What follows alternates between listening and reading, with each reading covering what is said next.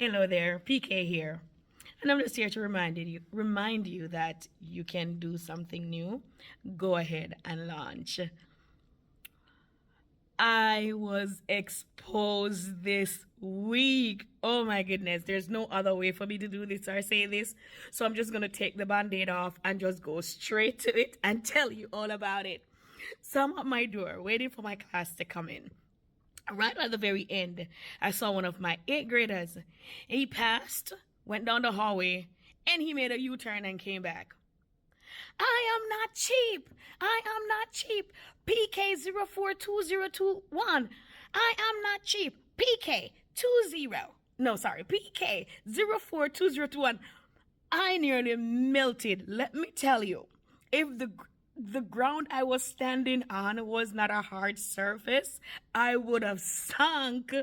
My students, my eighth graders, found my page.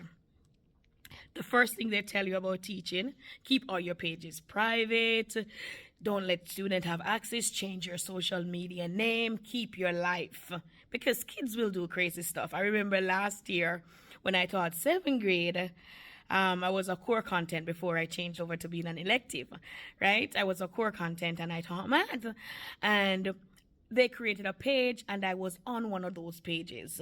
The dean came and said, I just want you to know there's a page going around and you're on it, but we are working on it. We're aware of it. So I was concerned. I was like, what could these kids have possibly posted about me or the page, what it was? So finally, I asked my homeroom. Nobody wanted to talk. I asked my other blocks. No one wanted to tell me. And finally, I asked somebody I knew I could trust and they showed me the page. It was a beautiful picture of me in the cafeteria with a big smile on my face. That's what they posted about me. That's what they saw. That's how I was represented. And when I saw it, I was like, but I'm smiling. It's a really great picture. So sometimes exposure is not for bad things, right? So my 8th grade class came in and I was like, oh my goodness, you all found my TikTok? And they were like, yes, we found your TikTok. And then several other students were talking about the I Am Not Cheap video and they really liked it. So I contemplated making my page private. You know, I didn't want any repercussions or anything. Although my content is clean and all my social medias is clean, I do not live a double standard life. So my platforms are always like this. My student said to me, I hate to say especially as a teacher, it's a filler word and it's not professional. So my student said to me, don't make your page private. I really like your content. Leave it public, please. And he whispered it to me. And he said, please don't make your page private. I really like your content. And then another student said to me yesterday, she said, no. She said, I've watched all your videos. Do not. Your videos are motivational. Do not make your page private. So shout out to my block 8A. You know who you are, that are following me, that are liking my content, that is sharing. Thank you for keeping me accountable. Thank you for encouraging me when I thought I wanted to faint. I wanted to make an irrational decision. You don't know your encouragement, what it did. I'm used to the TikTok life, right? I was never a content creator. I just felt one day that I had something to say and I wanted to share it. And I started coming on and sharing a few motivational things just to get it out there, because I would only share within my immediate group. But let me tell you something. You never know who needs to hear your voice. I prayed a prayer last year and the year before, and I asked the Lord to amplify my sound.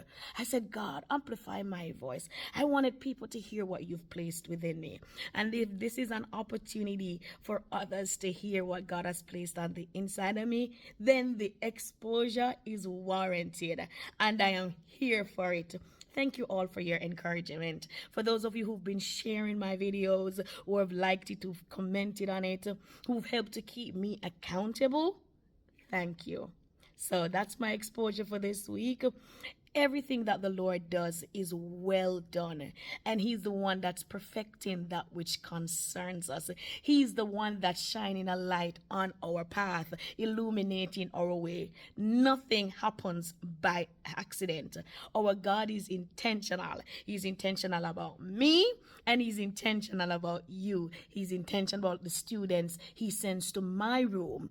Every single child I make contact with, from the 6th grade to the 8th grade, every person I've worked with in corporate. I visited my job last week, and I got so many requests. My old job, the one I'll transition from, every single person was saying, please come back, please come back. We need you to come back. That tells me I've made impact. I am missed. I am loved.